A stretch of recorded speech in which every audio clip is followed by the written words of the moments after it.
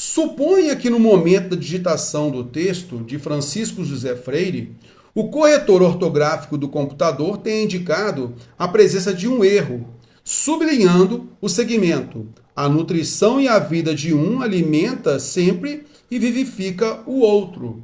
Neste caso, pode-se afirmar que o corretor... Acontece, né? Algumas vezes você vai digitar um texto e aí você vai observar um erro de sintaxe assim, ó, vai ficar assim, ó. Vai dar um erro de sintaxe, tá? Então, olha, a nutrição e a vida de um alimenta sempre e vivifica o outro. Terror. Quem é o sujeito do verbo alimenta e vivifica? A nutrição e a vida. A nutrição e a vida alimenta. Terror, há erro gramatical aí? Vamos então avaliar aqui. Olha só. Nesse caso, pode-se afirmar que o corretor indicou com razão um erro de concordância verbal, pois as formas verbais deveriam ser alimentam e vivificam. Aí eu queria retomar uma regrinha importante gramatical sobre concordância verbal, que é o seguinte: é natural que quando você tenha sujeito composto, tá, isso vai fazer com que o verbo fique no plural. Mas a gente sabe também que quando os núcleos desse sujeito composto tiverem uma aproximação semântica, nem que não sejam sinônimos não, mas que tenham uma aproximação semântica, podemos deixar o verbo no singular para enfatizar esta relação de proximidade semântica, de proximidade de sentido. Tudo isso vai depender, logicamente, da ênfase que se quer dar no texto. Então aqui, quando a gente lê a nutrição e a vida de um alimenta sempre e vivifica o outro. Nutrição e vida. Então, eu poderia entender aqui que há uma aproximação semântica, nutrir, dar vida de um em relação ao outro? Sim. Como esses núcleos apresentam essa aproximação semântica, o verbo pode ficar sim no singular. Esses dois verbos podem ficar no singular. Então aqui seria aquela coisa da gramaticalidade mesmo, olha. Alternativa A, olha, ignora a aproximação semântica, tem que ficar no plural e pronto. Será? Vamos analisar o restante, olha só.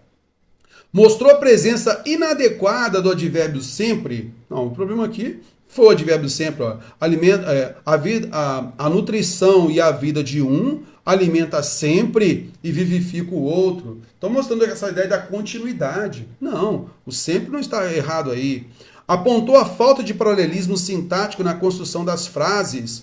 Então vamos lá. A nutrição e a vida de um alimenta sempre e vivifica o outro. Então há um problema por falta de paralelismo sintático e tal.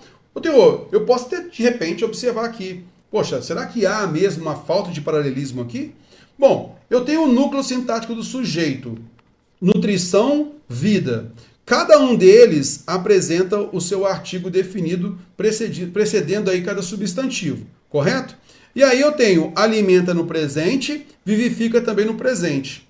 Então eu posso dizer aí, Terro, que o problema é a falta de paralelismo? Não. A banca nem fala sobre o paralelismo perfeito e tal. Não é isso, beleza? Fora. Aí, olha só. A máquina, né, o Word lá na digitação do texto, não considerou a existência de sinônimos contextuais entre nutrição e vida. Então, o autor, ele empregou o singular para mostrar essa aproximação de sentido, nutrição e vida. É esta a alternativa correta, beleza?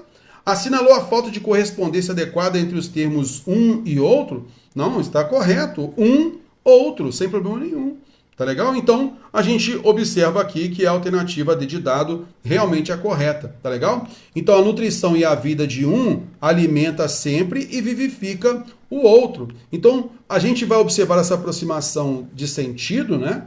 E você vai notar também que a relação de um com o outro, beleza? Então, particularizando isso, reforça a ideia de ser singular e também reforça essa aproximação semântica entre nutrição e vida, por isso a alternativa D de dado é a correta.